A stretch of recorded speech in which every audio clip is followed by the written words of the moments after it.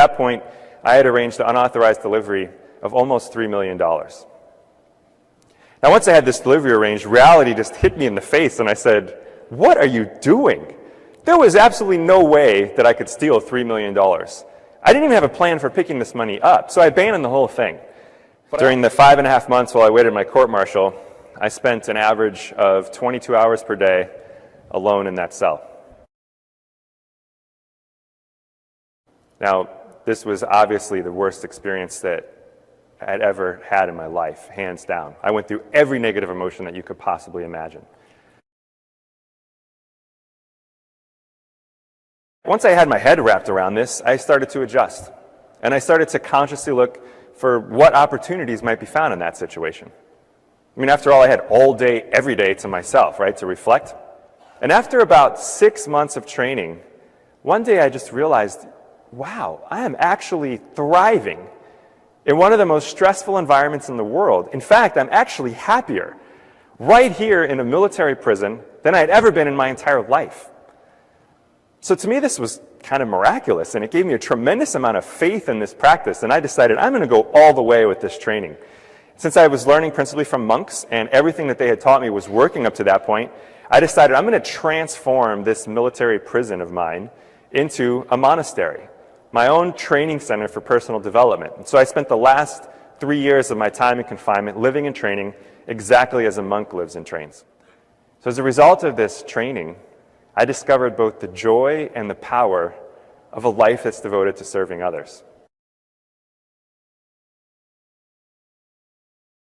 This led to the work I did for about 3 years, up until January of 2014. I co-founded and led the Gainesville chapter of Kids Kicking Cancer. Now in this program, it's very similar work where we're teaching mindfulness and other personal growth tools through the martial arts, but with a whole different population. We're working with just absolutely amazing young heroes like these guys. Now throughout this obviously kind of weird journey of mine, I learned a couple things, and I think the most important thing was I realized that the more focused I have become on how I can serve others, the happier I've become and the more success I've had. Now for me, this shift has been incredibly powerful, and as I saw the power of this in my own life and in the organizations that I was working with, eventually the question came to mind, I wonder what would happen if businesses operated in this way. It occurred to me, if business leaders put serving and caring for team members as a higher priority than quarterly profits or other short-term metrics, they would probably have much greater success over the long term. I wondered, are there any businesses that do this and prove that it works over the long term?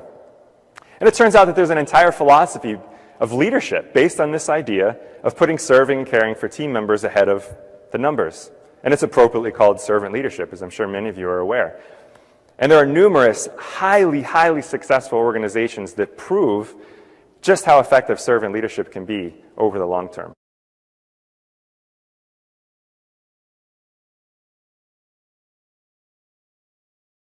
My personal favorite example is this company called NextJump, based in New York City. This is a picture of Charlie Kim, who's the founder and CEO of the company. Now, Charlie and the other leaders at NextJump are always looking for ways that they can make the lives of their employees better.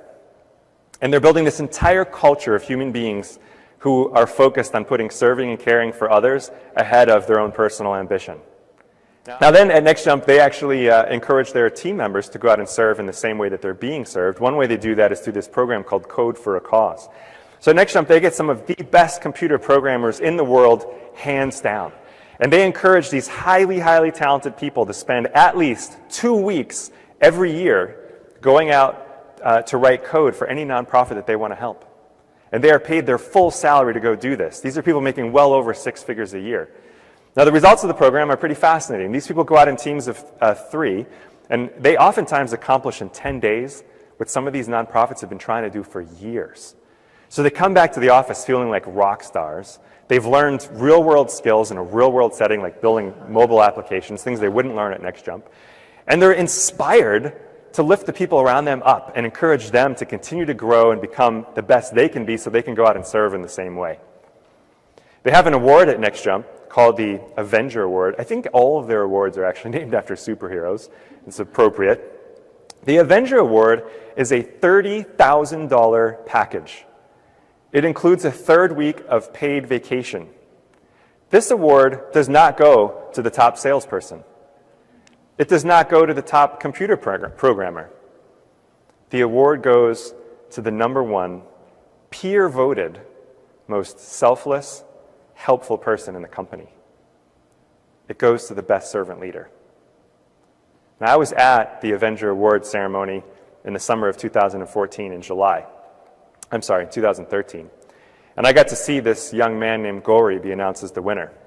Kind of looks like he should win, doesn't he? This guy's a total sweetheart. He's one of the nicest people I've ever met in my life. Now, you would think there might be some animosity, right? Some jealousy when someone is announced as the winner of a $30,000 package. Not at NextJump. There was 300 people in the room. And when I turned around, he was receiving a standing ovation. And I looked in the eyes of the people in the room, and I noticed that almost everyone had tears in their eyes because it was so inspiring. And the audience included his parents, who were flown in from India to see him receive this honor. Mom looks pretty proud there, doesn't she? That's how devoted NextJump is to building a culture of servant leadership. Now, what do you suppose happens when you build a culture like that? Well, a couple of things. One, you get team members who collaborate much better as teams. They work much better as teams. They think much more in terms of we instead of me. You also tend to get the best people in your industry, or in NextJump's case, some of the best people in the world working for you.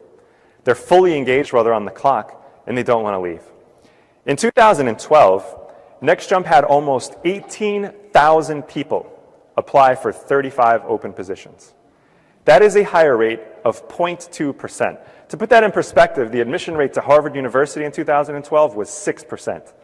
In other words, it was 30 times easier to get into Harvard than it was to get a job at NextJump. The people are so engaged that a couple years ago they asked if they could have a couple of bedrooms put in the office so that they could sleep over on nights when they're just so excited about their work. And at first Charlie said, "No way! People are going to think we're running a sweatshop if we have bedrooms in the office. Are you kidding me?" But the employees made a very good argument. They said, well, look, sometimes we're just so excited about the work that we're doing, and if we have to take the subway back and forth, we lose 2 hours of sleep. If we could just stay here, we'd get those 2 hours back. There's a shower in the locker room that we can use to clean up in the morning. There's free healthy food for us to eat for breakfast. It'd be no problem. So now there are 2 bedrooms in the New York City office.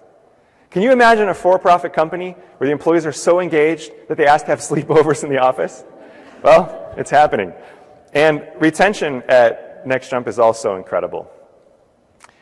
So in the industry average, in the tech space, the industry average for turnover is about 20%.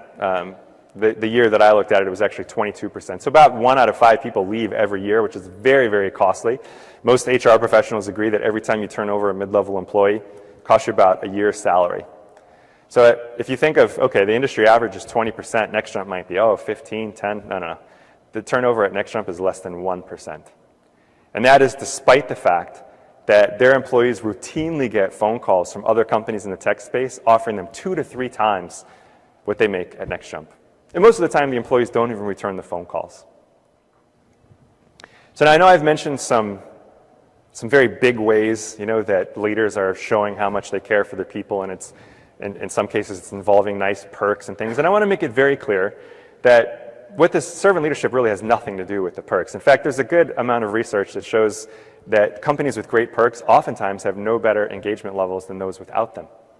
What it really comes down to is doing little things every single day that prove to the people on our teams, whether they're a permanent member of the team, or I know many of you as planners work with temporary teams when you're planning an event, that show those people that we really truly care about them.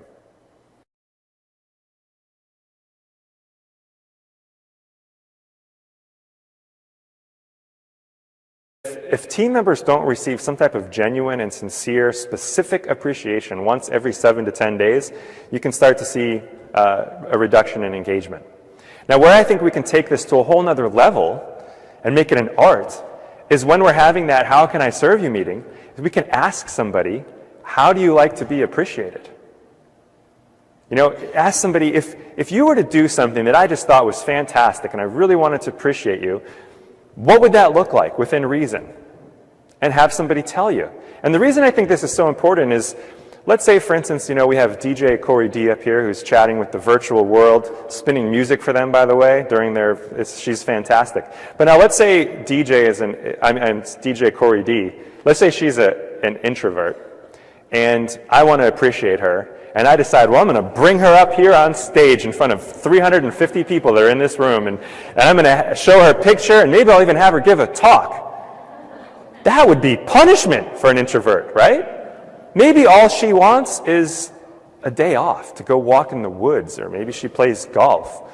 Or maybe, at the risk of sounding egotistical, maybe she says, Matt, I would just like to have lunch with you and learn more about you, One of my favorite examples of this, which I thought was so powerful, I have a friend named John Spence, who I think actually presented here last year, or maybe 2 years ago. But he's run several organizations, and I remember a story he told me about a young woman he had working on his team who was an executive assistant, who he thought was just fabulous. And he knew that the thing that she valued more than anything in her life was her family. So when he wanted to appreciate her, he did something I thought it's so easy but so powerful. He wrote a letter to her family, telling them what an awesome human being she is and what an incredible impact she's had for the organization. I could almost picture her crying as her husband read that letter aloud for her and her children.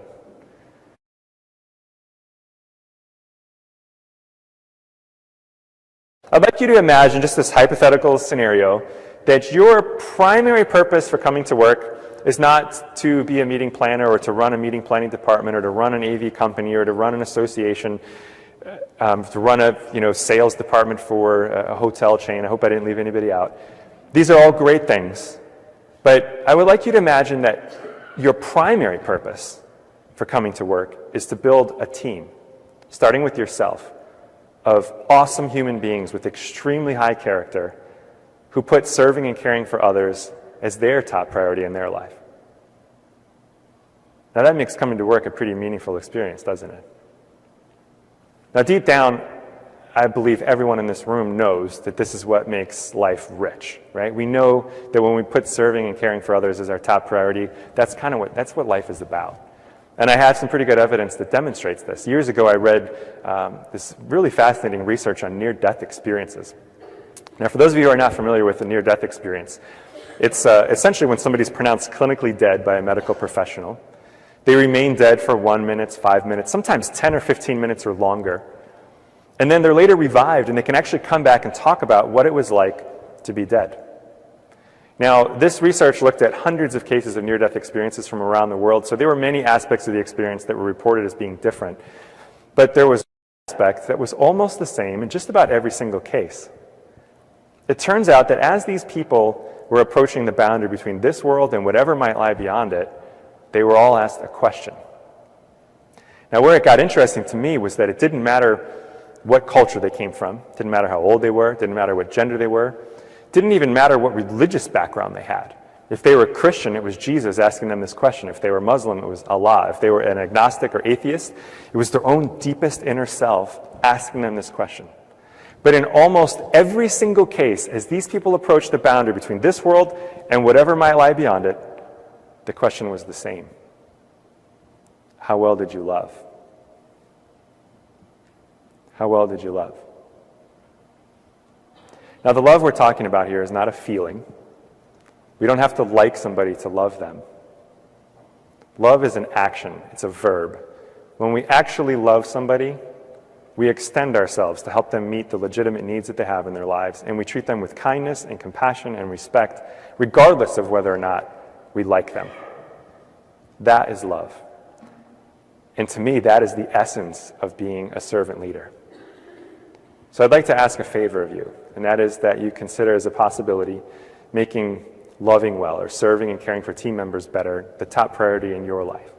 There is no doubt that this will help you to achieve better outcomes from a professional business perspective, to be a better leader. But it also may just be the most important thing that we do in our lives. Well, thank you very much for your kind attention. Thank you.